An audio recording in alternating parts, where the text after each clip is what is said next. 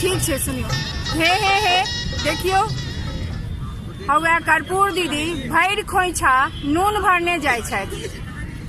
रंग बिरंगक सबटा वस्तु छोड़ि नून भरने जाय छथि। हमरा नहीं रहल गेल तब पूछ देलियन दीदी सबटा छोड़ि नून किया भरने जाय छी?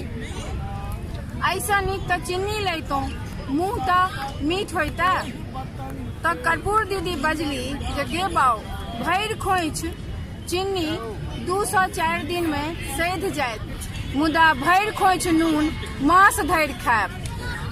छगुंता में पड़ गलौं कर्पूर दीदी के एतेक सरल उत्तर सुनिकऽ।